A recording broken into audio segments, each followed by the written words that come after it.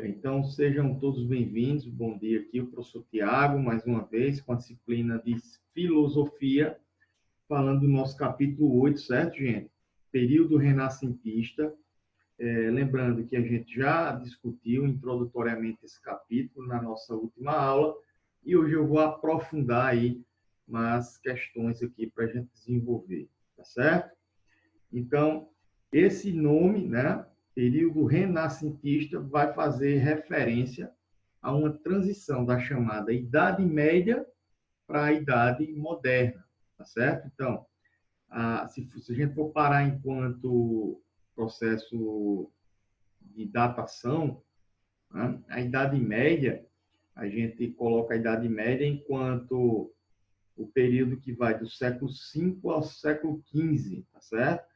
E esse período do século XVI até o século XVII, XVIII, a gente chama de período de transição, que é o período do chamado Renascimento, né? O período do Iluminismo, tá? O período do Renascimento comercial e urbano, o período do Humanismo, tá certo? Então, é sobre esse conteúdo que a gente vai discutir, tá? Miguel está perguntando, o período renascentista, aula de filosofia, certo, garoto? Capítulo 8, a gente vai finalizar hoje aqui. A gente já retomou isso na aula de filosofia passada, e a gente vai fechar aí esse conteúdo, tá?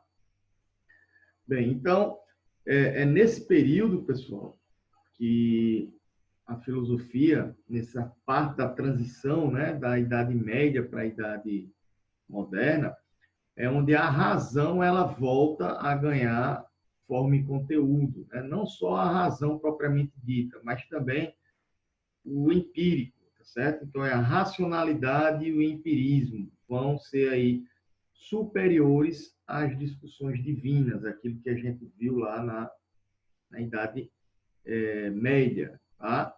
Lembra que na Idade Média foi justamente uma tentativa de alinhar a razão à questão da fé, certo? E aqui não, a fé ela se torna cada vez menor e a razão se torna superior, junto com os procedimentos empíricos. É o período de formulação da ciência, é um período onde vão surgir alguns filósofos, tá certo? Que eu vou começar a colocar eles aqui, é o período de estudo do humanismo, do homem, né? Começa a ganhar evidência. Os estudos voltados à humanidade vão ser superiores aos dos deuses, por exemplo, a Deus, né? Então vem aí o humanismo. E o que é que se estuda nesse período? Se estuda a sociedade, a arte, a cultura, tá certo? Então, esse é o período que a gente vai tratar na aula de hoje, certo? Ok? Bem, alguns filósofos importantes aqui desse período, né? Lá na página 97 do nosso livro, Filosofia, vai estar aqui falando alguns principais. Então, vamos já começar aqui destacando o Petrarca e o Mirandola, o Mirandódia. Deixa eu colocar o microfone aqui assim. Ele está batendo aqui, gente. Não fica fazendo barulho. Então, ó, o que é que temos aqui, tá? O Francisco Petrarca, ele nasce lá na Idade Média, certo? Ele está especificamente lá no século XIV, e lembra que eu falei para vocês que a Idade Média vai até o século XV, né? 1400 e pouco, só que, claro, já existiam ali pensadores, né? Filósofos, autores, teóricos, que já vinham tentando modificar essa estrutura. Um deles era o Petrarca, e a sua lógica, a sua teoria, ela começa a ser especificada, mas lá no século XVI, né? Ganha aí os seus estudos. É como se fosse o seguinte: hoje a gente fala de alguns filósofos lá da Idade Moderna, e hoje a gente está na Idade Contemporânea. Então, temos, por exemplo, o Hegel, né? Temos o Kant, temos o René Descartes, E hoje a gente fala, mas eles já foram há 150 anos, né? Então, é mais ou menos isso que aconteceu, nessa transição para a gente chegar aí na Idade Moderna. Então, ele era um italiano, Petrarca, o Francisco Petrarca, e ele trazia aí os homens, tá certo? Como a fundamental importância do desenvolvimento científico, o humanismo, ok? Deixa eu incorporar mais gente aqui na aula. Pronto, então, os homens, para o italiano Petrarca, eles se esforçavam, né, demais para entender os aspectos da natureza, como os peixes, as plantas, as feras, os vales, os rios, né? E se esqueciam do mais importante, que era a humanidade. Então, ele vai trazer aí, ó, o renascimento científico. Os estudos vão deixar agora de lado os aspectos naturais, podemos colocar assim, né? E vão ser centrados cada vez mais aonde? Na humanidade, tá? Outro importante, e esse aqui já vem depois, né, do Petrarca, é o Mirandola, o Mirandoja, tá? Pico della Mirandoja, 1463, vendo que aqui é século XV, ó, 1494. Então, esse aqui, ele enalteceu o homem, né? Ele colocava o homem enquanto o próprio Deus. Então, o humanismo, os estudos da sociedade começam a se modificarem, de fato. E aí a gente entra no século XVI com o chamado, né, depois desse contexto histórico, com o chamado humanismo renascentista, com o chamado desenvolvimento da ciência para que se chegue nessa transição até a chamada Idade Moderna, certo? Um dos mais importantes, né, desses aí, a gente destaca o Maquiavel, tá? Que ele passou justamente nessa transição do século XV para o século XVI, tá? E o Maquiavel, ele, digamos assim, transformou o pensamento de sua época, porque ele começou a falar sobre política, né? E qual era a realidade da época? Era a monarquia absolutista, certo? Então, Maquiavel foi muito importante nessa discussão de uma nova forma de política que se desenvolvia, tá? Ele, inclusive, é muito questionado porque algumas coisas são polêmicas, se a gente for trazer para a nossa realidade hoje. Por exemplo, ele era contra a democracia, ele era a favor, por exemplo, da corrupção.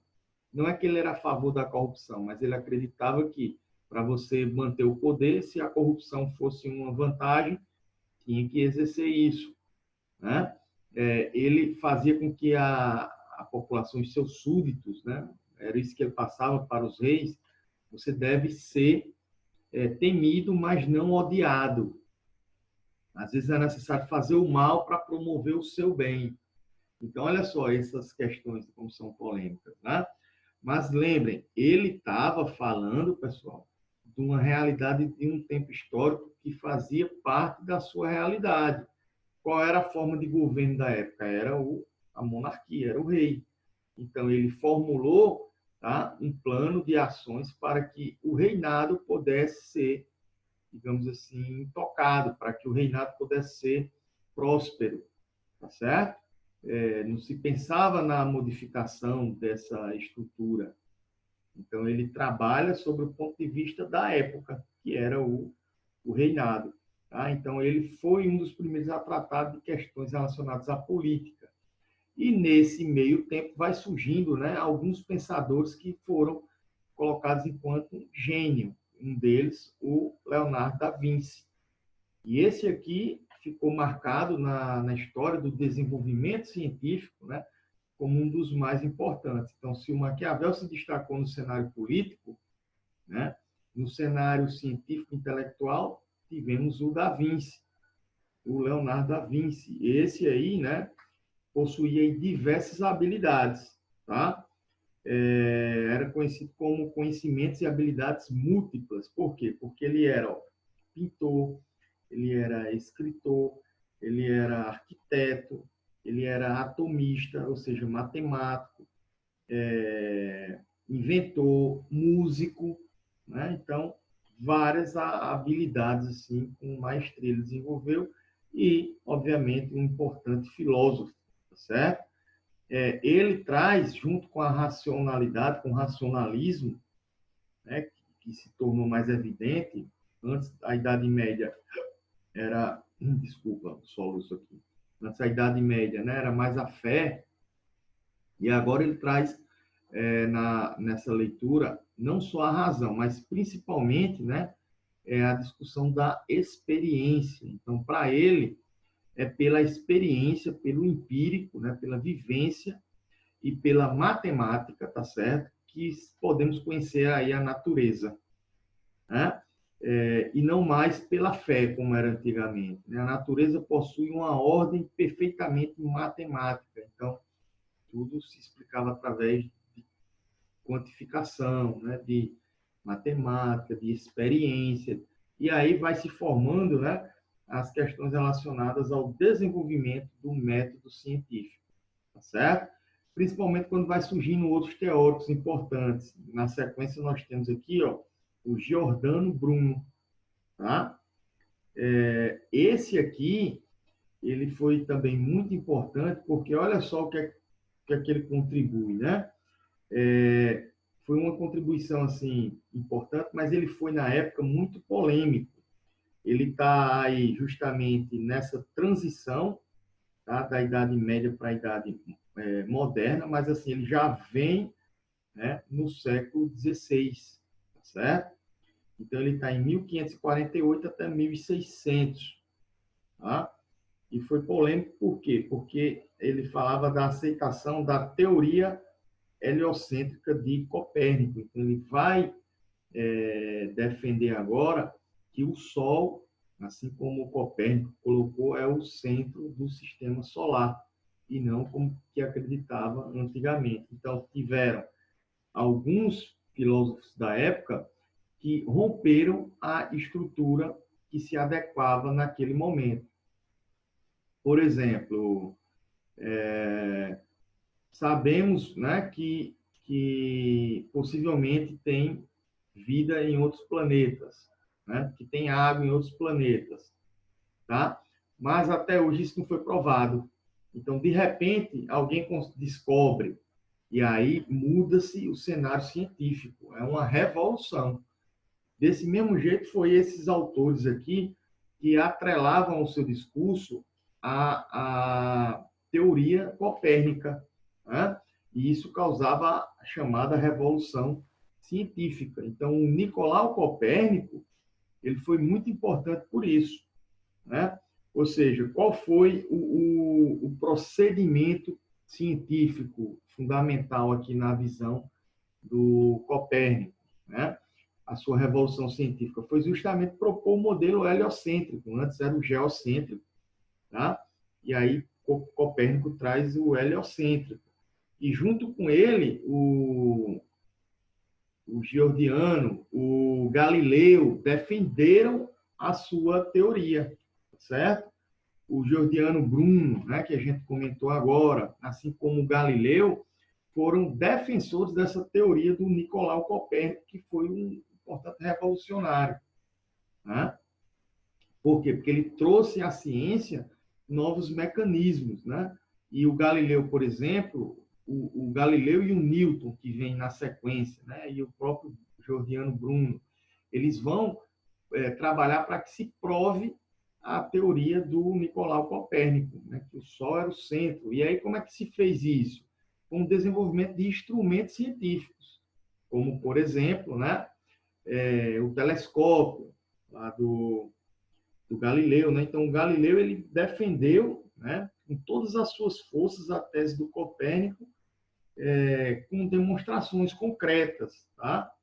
E aí, a partir de Galileu se desenvolveram, por exemplo, a luneta, né? Se desenvolveu o telescópio, e aí os objetos observando agora era uma técnica que não se tinha na época, né? Era uma técnica científica que foi se digamos assim, aperfeiçoando. Então, olha só a sua importância, tá? O Isaac Newton, por exemplo, né? Ele conseguiu provar, ele era a favor também do Copérnico, mas assim, a sua principal contribuição foi com relação às leis, né? Então ele falava da física, e as leis da física elas começaram a ser provadas.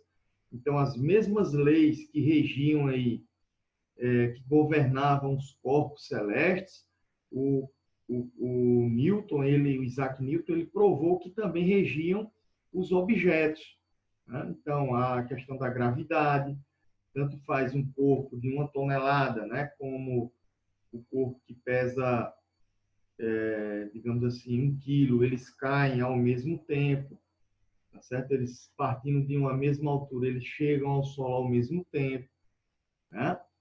Então ele provou isso. Ele aprimorou, inclusive, o telescópio do, do Galileu, né? Ele falava, olha só a sua contribuição, as cores primárias. Lembra daquelas experiências que pegava a luz do sol e passava pelos prismas, e de repente cada um tinha uma cor diferente, e ele foi começando a estudar sobre isso. Então, isso aí foi uma importante perspectiva no desenvolvimento científico da época. Então, como é o nome dessa fase no desenvolvimento científico? A gente está falando do chamado, né, período renascentista. Por quê? Porque tudo foi modificado, foi renascendo. A ciência ela foi sendo modificada, né? E aí, mais precisamente agora falando da própria modernidade em si, passando desse período, né, de transição, do período renascentista, a gente chega na filosofia moderna, ou na idade moderna, com os principais autores aqui. Entre eles a gente destaca o René Descartes, o David Hume e o Kant, que o Kant promoveu outra importante revolução. Antes de falar disso, eu quero fazer perguntas aqui, tá certo? A primeira pergunta é se vocês estão acompanhando, vocês estão entendendo aqui, né, essa nossa Sim, aula de hoje. Tudo certo? tudo certo. Luciano, Débora, Giovana, Laura. E aí? Ninguém está dormindo não, né? Luciano está entendendo. Como é que tá? Dúvidas, perguntas, alguma curiosidade? Né? Quem sabe a curiosidade de alguém pode ser a de todos aqui, né? Miguel, tá conseguindo acompanhar? Beleza. Ok, então. Então, vou avançando aqui, porque a gente chega agora, né? Passando desse período renascentista, eu vou tentar já articular com os próximos conteúdos, principalmente lá no segundo ano que vocês, né, verão, que é mais sobre a modernidade. Então, a gente trouxe a filosofia antiga, passando pela Idade Média e no período de transição para a filosofia moderna, tá? E aí, a partir de agora, quando vocês forem estudar filosofia, quando a gente for discutir esse tema, as discussões da Idade Moderna e, consequentemente, da filosofia moderna, elas vão ser mais aprofundadas, ou maior aprofundamento nesse tema, tá? Um importante sujeito que o nosso livro já aponta aqui foi o chamado, né, Renezinho, para os íntimos, né? Ou mais conhecido como Descartes, o René Descartes, certo? Esse aqui foi um filósofo, né, nacionalista francês, desculpa, racionalista, né? Que ele teve a corrente conhecida, né, da sua contribuição filosófica foi o racionalismo. Ele é considerado, inclusive, o pai da razão, o pai do racionalismo, né? Um dos mais importantes teóricos da chamada filosofia moderna, tá? Então, o René Descartes ele traz uma chamada nova revolução, uma revolução científica, porque ele vai propor o método cartesiano, tá? O método onde as análises elas vão ser verificadas, pautadas e analisadas através da razão, certo? Da racionalidade. Essa é a principal, digamos assim, importância do chamado, né, racionalismo do René Descartes, do Renézinho, tá certo? Então, estava lá Renézinho, relaxado, né, articulando a sua teoria, quando de repente ele, poxa vida, ó, tudo se pauta na racionalidade. É através da razão, né, que podemos alcançar o verdadeiro conhecimento. E como é assim? Vocês já ouviram dizer o seguinte, ó, que fulano está correto quando fulano tem a razão. Não, desculpa, você tem a razão. Você está com a razão. Isso vem do princípio da racionalidade. Então, o saber científico seria o quê? Seria aquele que iria trazer o verdadeiro conhecimento e através da razão. Ok? Porém, entretanto, né, todavia, existiram outros filósofos que traziam nessa modernidade outros pontos de vista, pautados no conhecimento empírico, certo? Então, o empírico era muito importante. Por quê? Porque o empírico vem de empiria, de experimentação, de sensações, de sentidos. E teve um sujeito, certo, que levou o empirismo na modernidade ao extremo, que vocês vão ouvir muito falar nele, principalmente no Enem, tá certo? Que é o David Hummel, tá? Então, o Hummel, ele era considerado um dos mais radicais com relação ao empirismo. Tem até o exemplo do Sol, que é muito conhecido na sua filosofia, porque há um exemplo que ele coloca o seguinte, ó, quem garante que amanhã o Sol vai nascer? Né? Por exemplo, eu falo para vocês o seguinte, ó, pessoal, nossa aula da próxima quarta será assim que o sol amanhecer.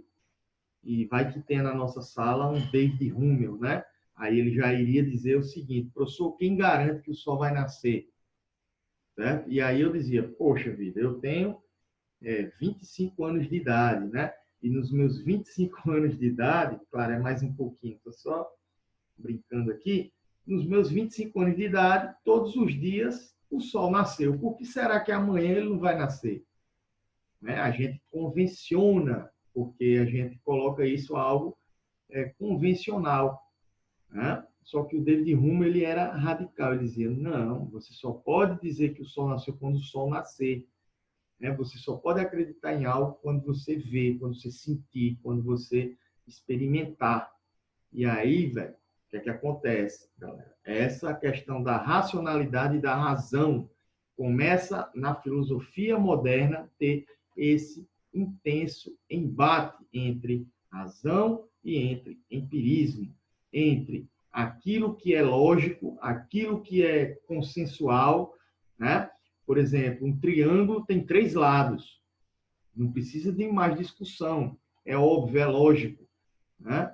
Tá certo? Mas, por outro lado, né, existem os que duvidam disso, né? Os céticos, os empiristas, que, tudo bem, vão explicar por que esse triângulo tem 3 lados, através das sensações, né, da empiria. Então, ficou travada essa batalha entre o que é racionalismo e o que é empirismo, entre a ciência que se desenvolve através da racionalidade e a ciência que se desenvolve através das experiências, das sensações. E aí ficou essa briga durante muito tempo, até que chega, né? Aí é o que eu considero, tá certo? Eu tenho assim a audácia de considerar ele como um novo Copérnico, que ele fez uma nova revolução, né? Lembra do Copérnico, que propôs outra teoria? Do mesmo jeito foi esse que eu vou colocar agora, que é o Immanuel Kant. O que foi que o Immanuel Kant fez? Ele trouxe o empirismo, tá? E ele trouxe o racionalismo, e ele uniu esses dois.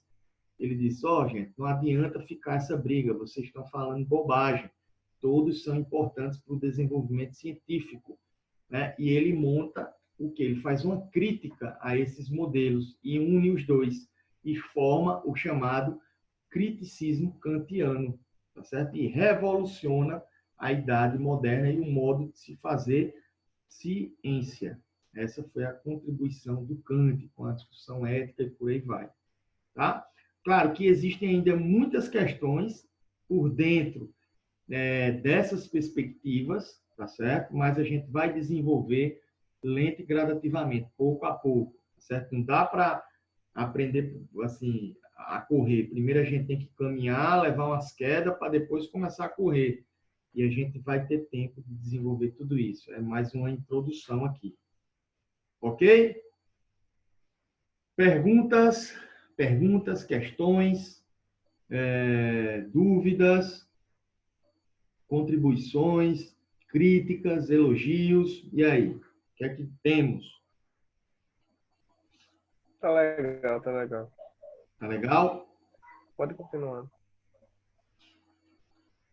Alguém tem alguma pergunta para fazer?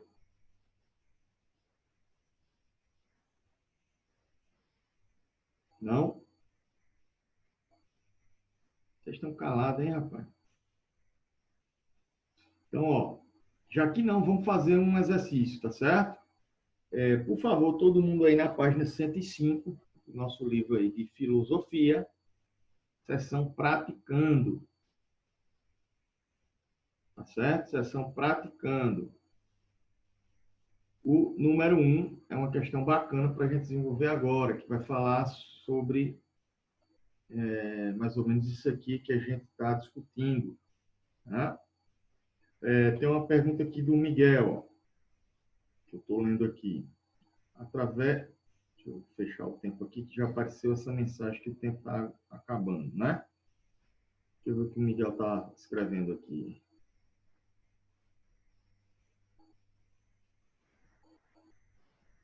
Uhum.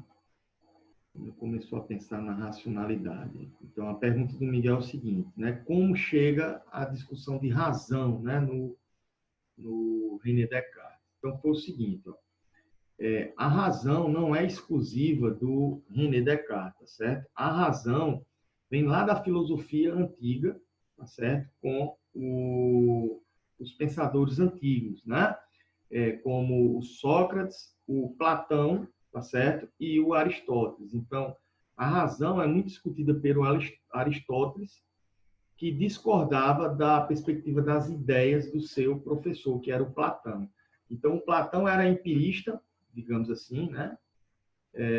Com a teoria das ideias, e o Aristóteles era no cenário racionalista, certo? E é o que acontece. Quando a gente chega na Idade Média, aí, meu amigo, acontece uma confusão, porque a razão ela deixa de se tornar evidente, né? A empiria também. E aí, o que é que se explica agora os fenômenos? Através das explicações metafísicas, através das explicações do senso religioso. A Idade Média, a igreja comandava tudo, né? E as explicações eram através do mito, né? Das fantasias, das fábulas. E aí, a filosofia na Idade Média, se pautou em quê? Em tentar fazer uma articulação entre fé e razão, tá? Entre fé e racionalidade, né? Para tentar trazer explicações, digamos assim, aceitáveis, tá certo?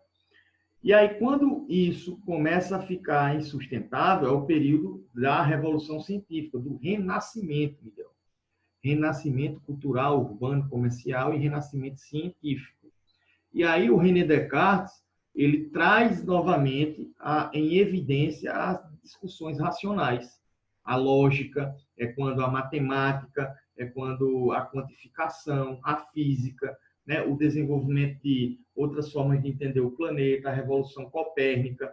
Então, tudo era matemática, tudo era lógico, eu tinha que estar com a razão, tá certo? E aí vem, depois desse, outros filósofos que vão dizer, não só a razão, mas a empiria, né, o experimento, as sensações, a gente também deve se pautar naquilo que sente. Por exemplo, vou dar um exemplo de hoje aqui, a globalização. Poxa, o que é a globalização? Eu não vejo a globalização, quais os números da globalização, qual é a cor dela, o cheiro, eu não pego na... Então, nem tudo é razão. Às vezes, a gente precisa deixar de ser razão e ser também emoção, ser coração, ser instinto. Então, tem o empirismo, que também começa a brigar com isso aí, com a racionalidade. E aí vem o Kant, Miguel, e diz, não, os dois são importantes. Junta, une os dois e forma, né, a filosofia transcendental ou o criticismo kantiano. Tá certo? É basicamente por aí. Miguel, deu para acompanhar? Consegui responder? É mais ou menos isso? Ótimo, que bom, certo? Lá na questão da página 105, a questão praticando, o nosso tempo vai acabar aqui e eu queria desenvolver ela antes, tá certo? Nós temos aqui, ó, a número 1, eu vou ler aqui o enunciado, e diz o seguinte, ó. Em 2012, o Vaticano permitiu o acesso do público a vários documentos, entre eles o sumário do julgamento de Giordano Bruno e os atos do processo de Galileu, certo? Lembrando que esses teóricos aqui, eles são lá no período ainda de transição da Idade Média para a Idade Moderna, né? Então, nessa transição, ainda no século XIV, século XV, quem contestasse as questões idealizadas pela Igreja, né, era considerado que chama, né, um perambulano, né, era considerado um não digno, que não tem religião, né? Esqueci agora a palavra específica. Se alguém souber, me lembra aí. Tá Um certo? herege, Um herege, mas ainda não é essa que eu quero colocar. um ateu. Não, ateu não. Enfim, eu lembro com o tempo, tá certo? Pagão, rapaz, é isso o termo, né? Um pagão que não tem civilidade, que não tem, né, compreensão da coerência, que é como se fosse assim, menos civilizado, é um pagão. E aí, o que é que acontece? Né? As teorias desses estudiosos, juntos com o homem virtuviano, né, que era aquele homem do Galileu, que traz o humanismo, né? São exemplos de uma profunda transformação, aliás, do Galileu não, da corrente humanística, né? Aí dentre delas tem o Galileu, tem o Da Vinci, tem todos esses, foi isso que eu quis colocar. E aí, isso, ó, são exemplos de transformações no modo de conceber e explicar o conhecimento da natureza.